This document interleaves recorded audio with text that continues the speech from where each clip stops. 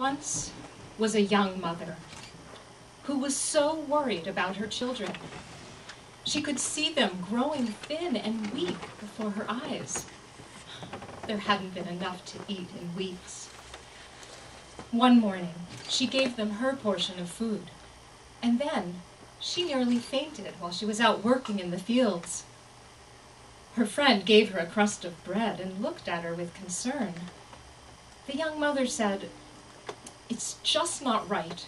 We are the ones who plant and harvest the crops, and yet we are going hungry, while the king up there on the hill in his palace is having feasts and inviting guests. I'm not going to stand by and let my children starve to death." Her friend said, "Don't do anything foolish." Now, the peasants were not supposed to go near the palace, but early the next morning, that young mother walked up the hill.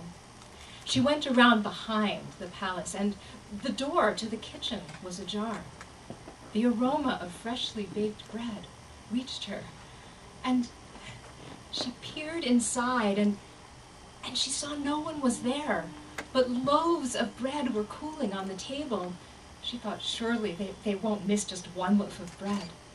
So she went inside, took a piece of bread, put it under her coat, and was just about to run off when the cook saw her.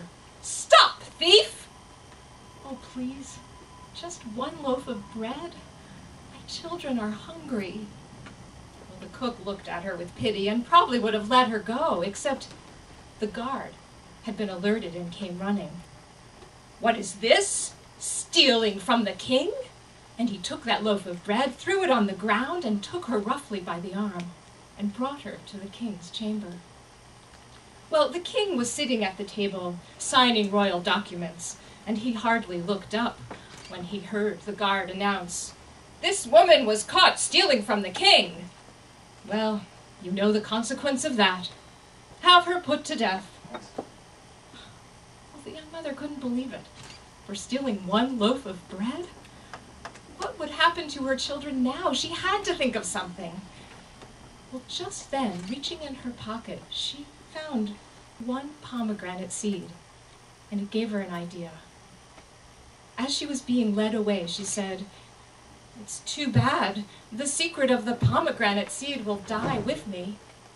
And the king looked up. "What is that?" "Oh, it's just that my parents taught me a special way to plant this seed. It will grow into a tree and bear fruit right before your eyes. But I haven't had a chance to teach my children." "I want to see this magic tree. Bring her out into the royal garden." And so they prepared the soil, as the young mother explained, and she was just about to drop the seed in the soil when she stopped. "I've just remembered, you see, the magic will only work if the person who plants the seed has never stolen anything before. And I stole a loaf of bread this morning because my children are so hungry. But I could teach one of you." And she looked around at the king and his advisors who had gathered there. She went over to one of the advisors, but he would not take the seed.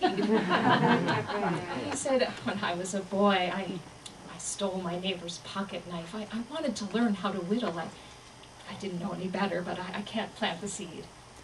So she went over to another of the king's advisors. It happened to be the royal accountant. "Well, it is my job to add and subtract the royal sums, and sometimes I do it a little in my favor. I better not be the one to plant the seed." And one by one, each of them declined, until it was only the king who was left. She offered him the pomegranate seed, and he took it and he dropped it into the soil. They patted more soil on top and watered it and stood there waiting. And nothing happened. "Surely I'll be put to death now," the young mother thought. But the king got a strange, faraway look in his eye. And then he began to speak. "When I was a boy, my father had a necklace. I went into his chamber one day, and it was there on the table.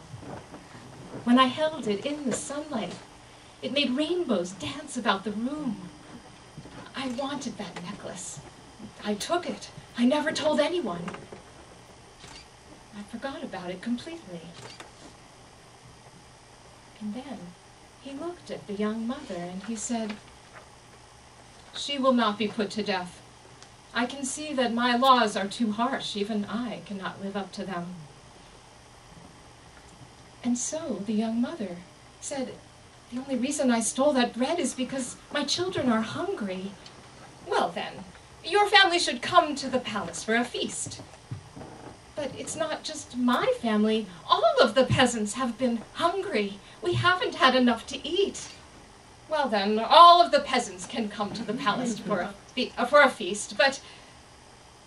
The king asked that young mother, "Would you help me to understand better how to distribute the food more fairly? I had no idea you were starving."